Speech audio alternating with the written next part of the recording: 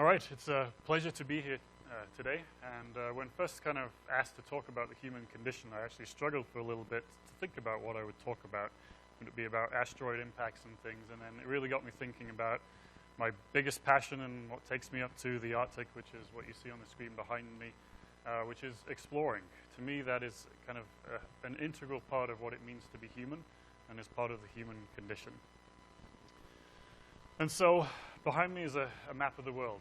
And today I'm going to kind of flip back and forth a little bit between kind of learning about the past and looking to the future.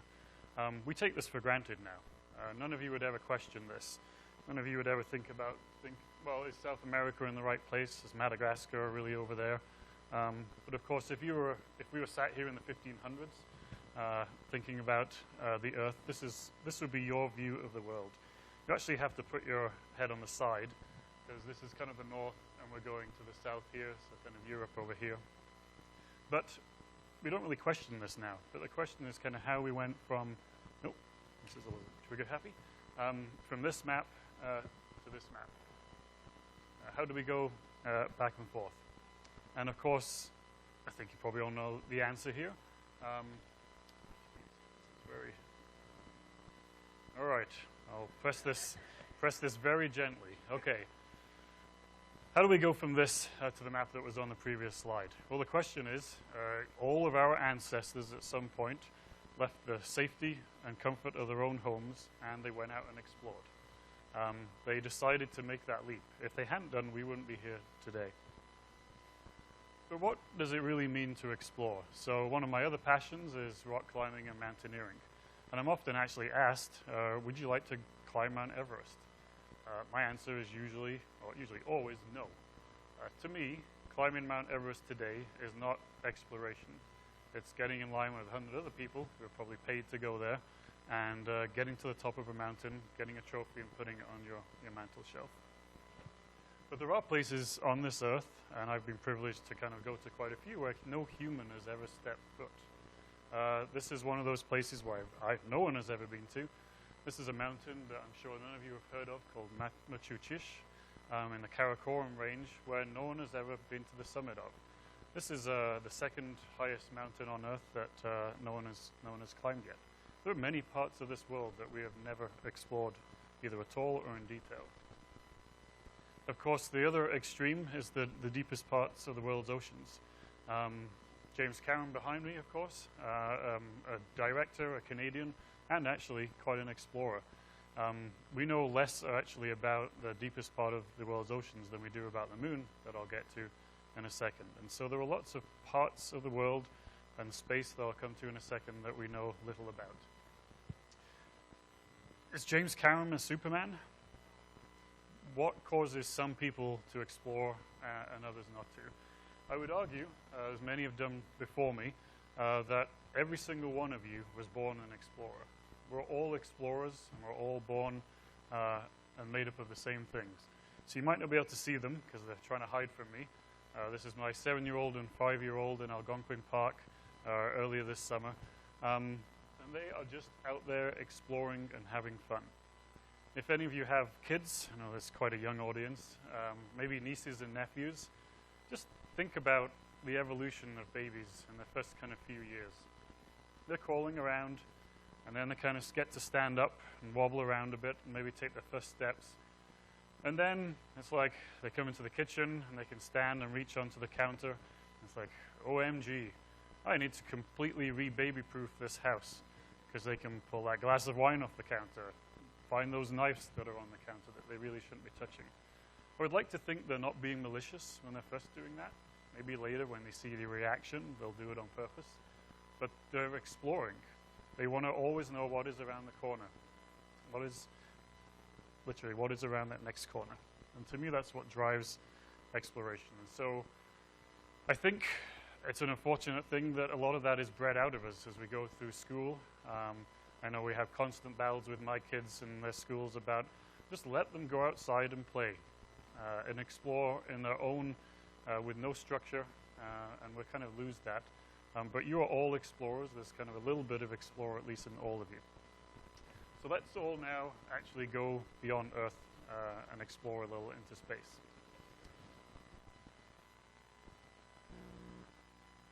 So if I asked you to close your eyes and think up one image that conjures up space for you, I'm sure we can have maybe 100 different kind of visions of space. Maybe it's something like this. This is a Hubble deep field image. The Hubble Space Telescope has done amazing things for space exploration in general. It's brought us back just some amazing, fantastic images of what is truly out there. And this image is mind-boggling. If you've never kind of looked at this, just Google it. Hubble deep field image, back to one of the earlier speakers there. And you'll come up with this. So there are 3,000 objects on this screen. What are they? You may be forgiven for thinking they're solar systems like our own, with a sun in the middle and planets around them. But these are all galaxies. All 3,000 objects on this screen are galaxies. Each of those galaxies probably has something between 100 and 500 billion stars. And around each of those 500 billion stars, there could be planets and solar systems. And so, I mean, and this is a tiny portion of the night sky that we're looking at. So if we're ultra conservative and assume one inhabited planet in each galaxy, which is probably far-fetched, then you might be looking at somewhere in each of those 3,000 galaxies another life form. And of course, you multiply this across the universe and you see what drives some of us to go out and explore space. Many of you, myself included, were not around when this image was taken. This is Neil Armstrong, of course, the first human to ever take a footstep off our Earth and land on another planet. We're born of an age where we really didn't kind of witness this. I'm sure if you talk to your parents about this, this was an iconic moment. Everyone was glued to either the radio or those tiny little black and white televisions, watching or hearing this happen for the first time. Of course, many of you may have imagined a satellite. We, again, wouldn't be here today doing the things that we're doing without satellites. Think of a world or an era without GPS, without satellite communications, without accurate weather forecasts. I do want to pause for a second to point out this is the Alouette 1 spacecraft that was launched in 1962. Again, I should probably do a raise of hands and ask you if you know about this spacecraft, and I'm guessing the answer is no. This was Canada's first satellite. With its launch in 1962, Canada was actually the third country in space, not long after Russia and the US. So here in Canada, we actually have a proud tradition of exploring space. Of course, this satellite was actually designed to look at the Earth. And of course, that's what many satellites we have are there for. Going back to some of the early speakers, kind of looking at climate change, this satellite was studying the ionosphere. Of course, we are in Canada. This is now on our $5 bill. And of course, this is the iconic Canadarm.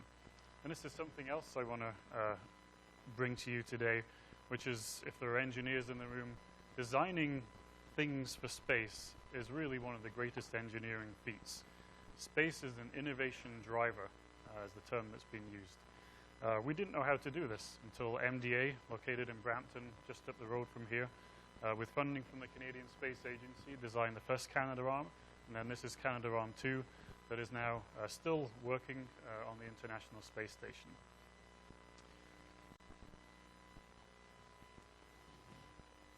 Do all these space technologies just stay out in space and just get used in space? The answer is no.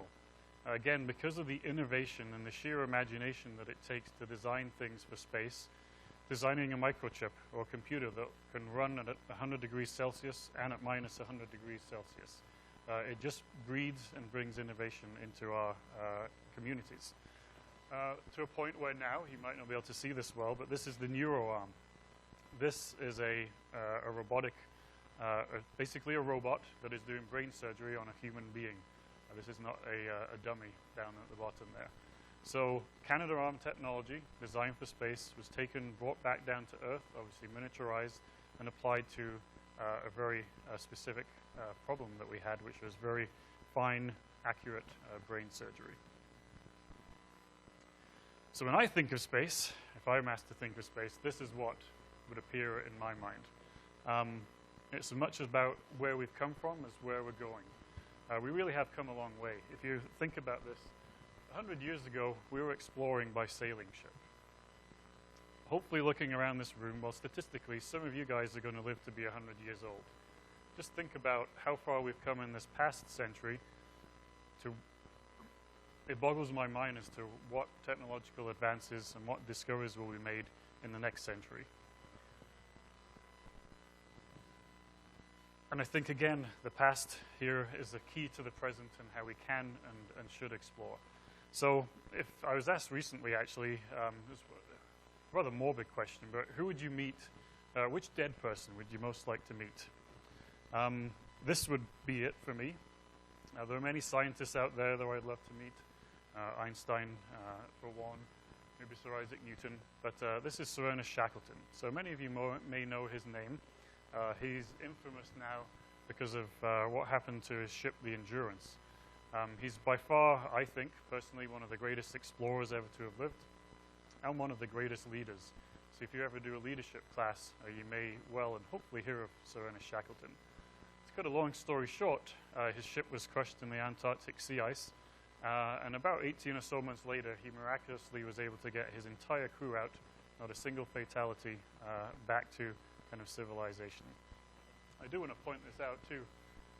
1915, in 2 weeks today, minus 100 years, is when this ship was crushed in the ice. And again, 100 years, a lot has changed, and again, just think of where we'll be in another 100 years. I also want to touch on this too. So Shackleton, if you've ever heard of him, you probably know him from that Endurance expedition. This is the Nimrod expedition, one of his early expeditions. On this expedition, he did many things. He got to within 97 miles of the South Pole. I mean, that's within throwing distance. But he made a conscious decision to turn his party around and turn back, because he knew that if he went any further, they probably wouldn't return. On this expedition, they also climbed Mount Everest, an active volcano near their base camp, and took geological samples. Then they mapped the South Magnetic Pole, the location of that for the first time. So to me, this is what exploration is about. It's about exploring and making scientific discoveries hand in hand. And so let's return to this Hubble image now. Why do we explore? So maybe we just want to explore space for the sake of exploration. Bill Nye has said we should do this. Bill Nye gave a talk here at Western a couple of years ago. Says if we don't keep exploring, essentially our civilization and humanity will just grind to a halt. If we don't keep that urge of exploring and that part of the human condition going, we'll just kind of eventually cease to exist.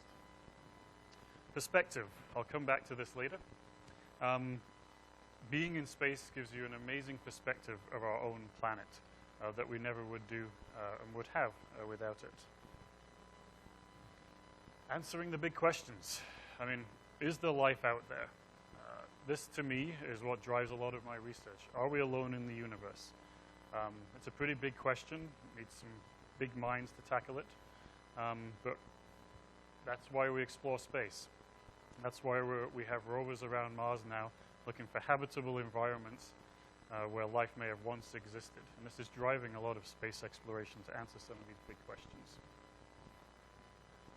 Long-term survival. What do I mean by this? Well, you may have heard of the introduction. Part of my research involves studying what happens when asteroids and comets strike the Earth. We all know, I think, that the dinosaurs and about 60% of all species on Earth were wiped out about 65 million years ago from an asteroid or comet. 65 million years ago is not that long ago when we think about the age of the Earth being 4.5 billion years old. So some people think we have to eventually leave the Earth, at least some of us, so that the human civilization will last another billion years or so. Protecting and understanding our world. We've had talks today about climate change. And again, the network of Earth observation satellites right now are integral to understanding what is going on our own planet. New technology. We mentioned the Canadarm. There are so many examples now of technologies that have been designed for space that actually bring benefits to all of us here on Earth. And again, my reason for kind of going through this is to show you that maybe you each are aligned and think about one of these, or maybe many more of these. The economy. So you have to think about this for a second, but there's not a bank in space as many people have thought about. Every penny that we spend on space exploration is spent here on Earth. It's not like we just go up to space, dump cash out into low Earth orbit. It is spent here on Earth, designing technologies, helping kind of students and people get highly qualified in their profession. And I like to think that this is another reason as well for exploring space, just to inspire the next generation. It's something that we can all connect no matter where we are on this planet. It is inspiring to look up on a clear night, look at those stars and just wonder about what is out there, and maybe one day whether I will get out there. And so in the closing few minutes, I just want to, I think, a personal view of what is exciting in the next few years. So I don't think there are any 15-year-olds in this room, but we reached an incredible milestone last Monday. If you were born before the 2nd of November 2000, you have never known a time when there was not continuous human presence in space. And that's pretty incredible. We have now had people on the International Space Station continuously for 15 years. We've never had that before. There's some really fun things going on too. The Google Lunar X Prize. Oh, I skipped over another one there. Okay, let's back up a second. If you have a mere, I don't know, $150,000, $200,000 lying around, which some of you may hopefully have in your future careers, you will have the opportunity in the next year or two to buy a ticket to go into space. I mean, how cool is that? We have never, ever had that before in human existence. That you and I, ordinary men and women, can actually pay to go up into space, which of course right now is in the remit of national space agencies. And of course one of the biggest things happening right now is called New Space. It is not just government agencies like the Canadian Space Agency and NASA exploring space. We have space companies that are trying to make a profit out of it, launching things up into orbit. And in this case, we may have a private company landing something on the moon in the next year or two, which would be another revolution. And so to bring this to a close, though, I do want to leave you with this iconic image known as the blue marble. Where was this taken? This was taken by the astronauts on Apollo 17 on their way to the moon. So to me, it's actually, it comes full circle. This is the icon of the environmental movement on Earth. And we have it because we took the decision to leave our Earth and go off and explore other worlds. And of course, one of the biggest things about exploring space, and in my research, it really makes us understand and aware of how special our planet is. And so to kind of go back to some of the early speakers, those of us who are into space exploration and exploring space firmly have our feet rooted here on Earth, and implore everyone to kind of do as much as we can to protect this little blue marble that really is actually the only place we have in the universe right now to survive. I'm going to leave you with a younger version of me stood on the South Pole, where my hero, Ernest Shackleton, never got to go.